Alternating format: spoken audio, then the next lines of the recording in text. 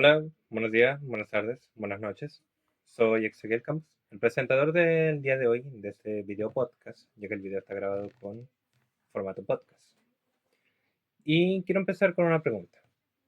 ¿Ustedes saben de dónde vienen? ¿De dónde vienen sus abuelos, tatarabuelos, sus propios padres? ¿Saben de dónde vienen ellos? Pues yo no sé. Yo no sé de dónde viene la familia de mi papá, de mi mamá, de mis abuelos. No lo sé, si es cierto. Conozco lo básico, pero no se sabe mucho. Y a eso viene el video de hoy, la migración. ¿Qué es la migración? Pues empecemos con este video. Para empezar con la primera pregunta, ¿qué es la migración? La migración, según la Real Academia Española, es el flujo de un individuo o un grupo de individuos que busca una mejor calidad de vida por motivos económicos o sociales. Así, el ejemplo más claro que está a nivel nacional sería durante la dictadura militar, donde varios chilenos tuvieron que migrar a otros países por temas propiamente del gobierno de Pinochet. Y aquí voy con un ejemplo que tiene que ver con mi propia familia, los cuales migraron por la primera causa que dije, la causa económica. Empezando por el lado de mi abuela, su mamá vivía en Chimbarongo y su papá en el Sauce, donde ya él limitaba con la séptima región. Ella se mudó de Chimbarongo al Sauce, donde tuvieron a sus dos hijos.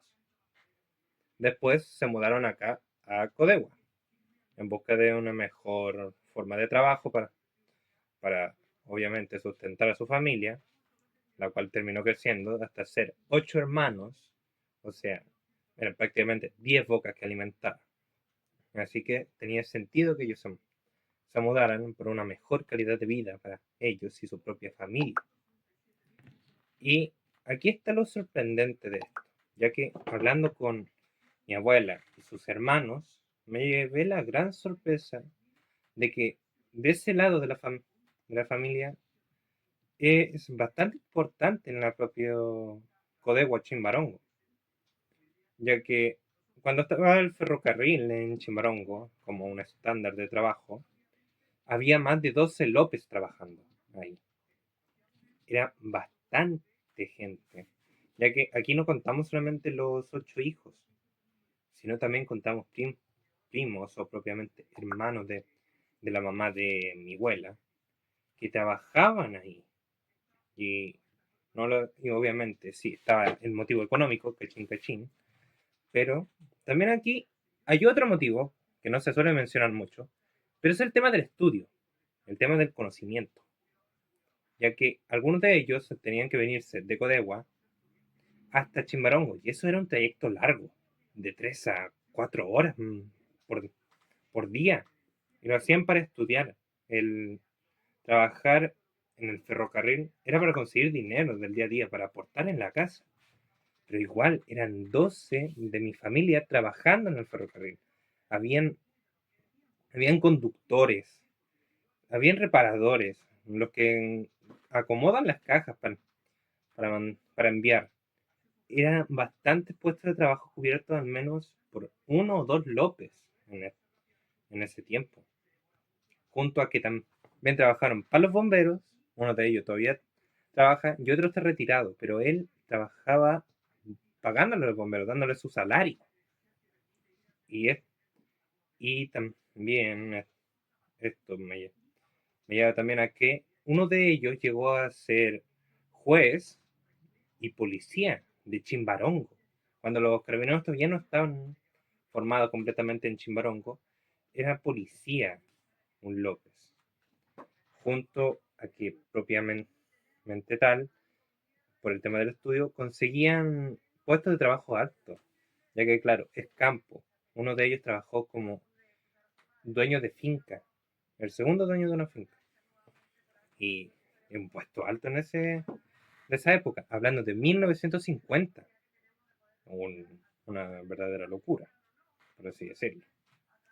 Y después, así del otro lado de la moneda, está la familia de mi tata, José Liberato Valenzuela Marchán, el cual ellos vienen de Curicó, mayormente de Teno, un pequeño pueblo donde tuvieron que dejar toda su vida que ya estaba formada. Mi tata es el menor de todos. Hablando con sus hermanas, que serían mis tías abuelas, ellas tuvieron que abandonar todo, amigos, los tuvieron que dejar, cosas que ya tenían en los estudios, propiamente tal, yo. Aunque claro, por la época tampoco era como que recibían muchos estudios, pero me hago entender. Pero tuvieron que abandonar eso para buscar una mejor calidad de vida. Y lo que me sorprende, ya que con los testimonios que ellos propiamente me dieron, es que tenían que viajar 3 días para llegar a Codegua. Ya es difícil, ya que, claro, contando de que era 1950, los caminos no estaban pavimentados como ahora. No había un transporte público, por así decirlo, colectivos o micros formados. Se tenían que transportar a caballo o en carreta, siendo algo igual difícil de conseguir en ese tiempo, pues, ya que era como arrendarlo. Incluso contándome mis tías y mi propio tata, los que sí conseguían caballo o carreta tenían que después devolverse a buscar a los menores. Los adultos tenían que seguir caminando, los mayores, para llegar hasta Codehuel. Y claro, cuando llegaron no era un camino de rosas, por así decirlo. Ya que, claro, eran desconocidos, gente que salió de su burbuja, de su nido, a ir a otro lugar, que ni siquiera conocían, estaban acostumbrados, era gente que no sabían qué iban a hacer con ellos. Y claro, el miedo estaba sembrado en eso. Pero aquí viene algo. A pesar de eso, mi familia salió adelante. Pero ya iremos a eso. Primero, hablemos de las consecuencias que tuvo para ellos en el tema de esta migración. Claro, como explicaba, estaba la desconfianza social. Aquí hay una temática de la propia migración, la segregación que ésta puede llegar a tener con las personas.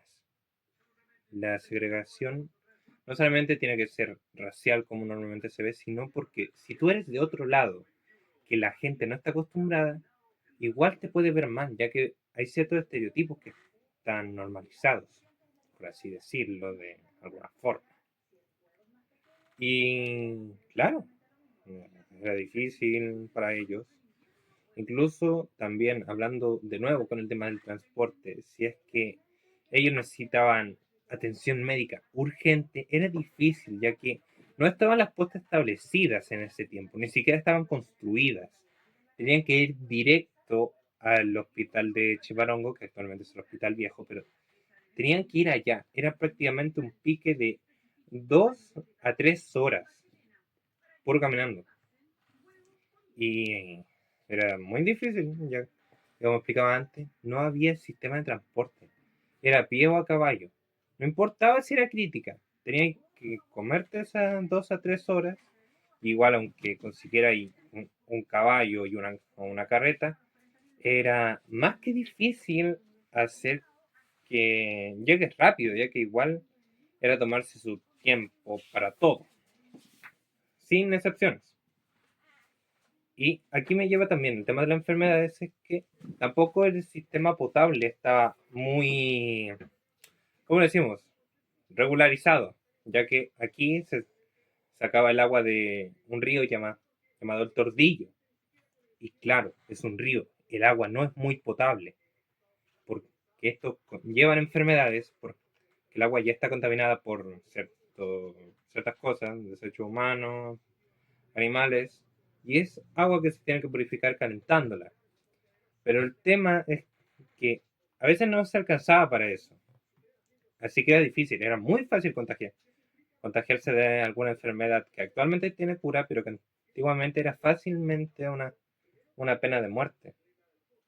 Pero saliendo de lo malo, para mi familia, del lado de mi abuelo, empezó a mejorar la situación, ya que se fueron afianzando más, consiguieron amigos, nuevos amigos, contactos. Mi tata llegó a fundar un equipo de fútbol, el más ganador propiamente de Codegua, llamado Las Cañas FC, donde con eso se creó un eslogan que se llama Toda Codegua es de las Cañas, si no son del Codegua.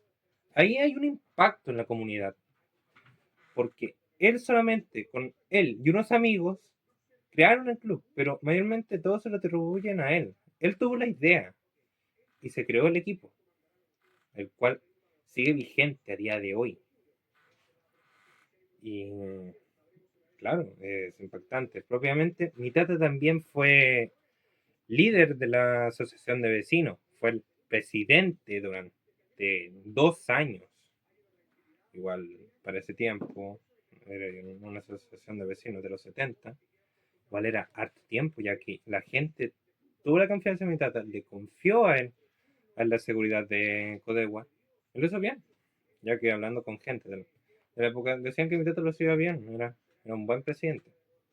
Y ahí demuestra algo, cómo él se adaptó, la familia se adaptó, la gente se adaptó a ellos y los acogió en su comunidad, teniendo una comunidad próspera, por así decirlo.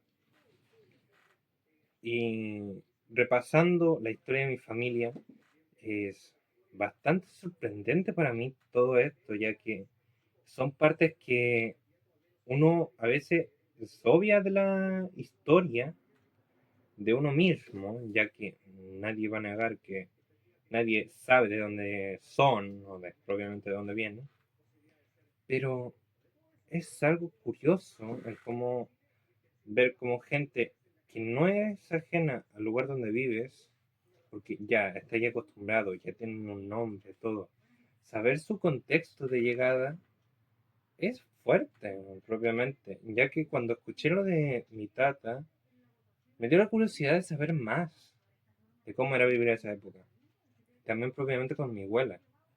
El cómo saber que ellos tenían cargo importante, ya que, claro, nunca los adultos mayores tienen la mejor memoria, por así decirlo, para contar este tipo de cosas, pero saber que antepasados míos tomaron cargos importantes, no niego que me sorprende a mí mismo.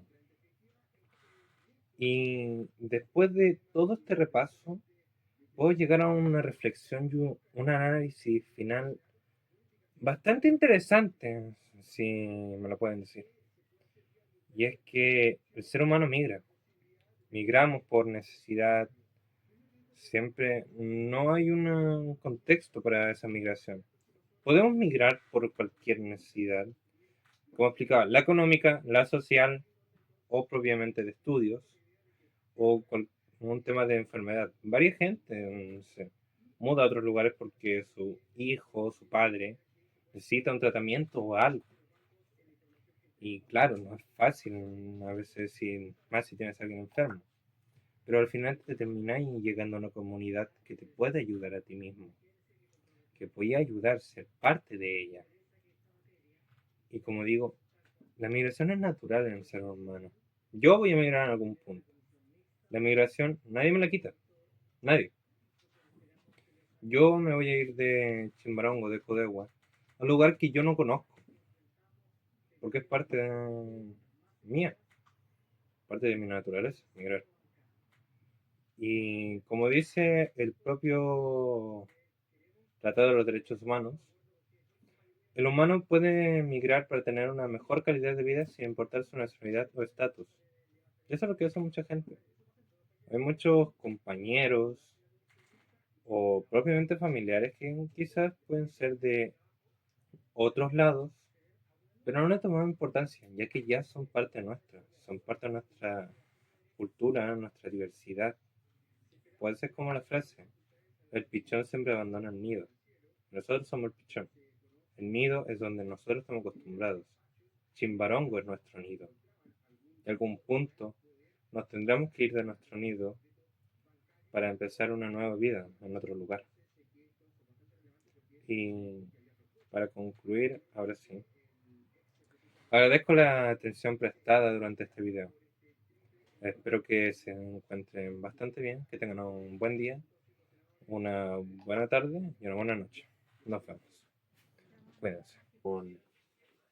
Lo malo y lo bueno que esto puede tener en ciertas ocasiones Bueno, hablamos así de lo malo porque, claro, acabo de hablar del lado de mi abuela.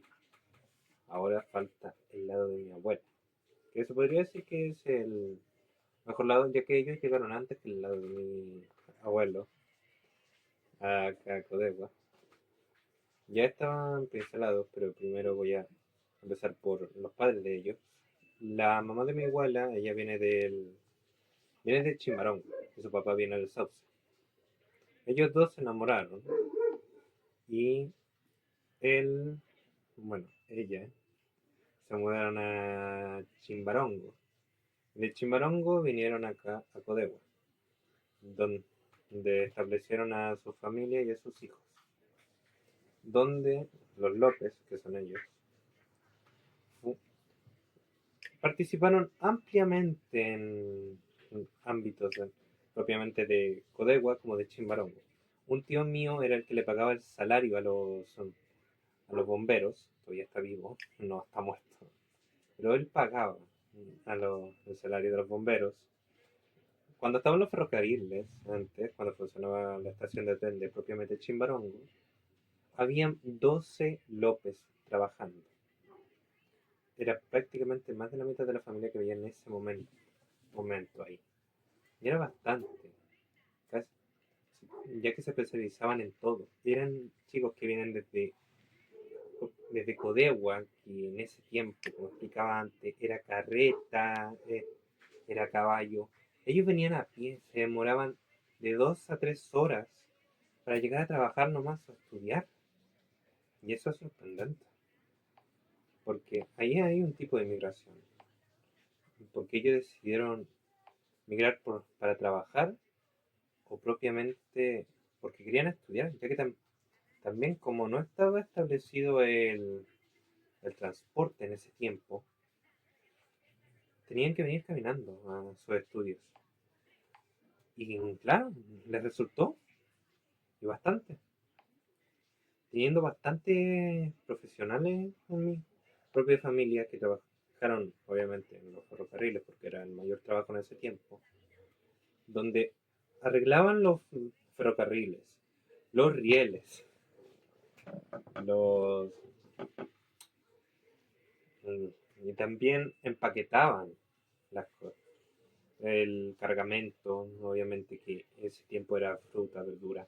Incluso uno llegó a ser parte de la junta de vecinos y de una finca. Bueno, para eso. Y eso es bastante estudio lo que debe incluir. Ellos, claro, eran chicos de campo de ese tiempo, como se podría decir, que no tenían ni una. Veáis donde lo veáis. Claro, pero hay como un lado bueno, hay un lado malo. Profe, ignora el gato. Esto no lo voy a cortar. Se lo digo al tiro, ignora el gato.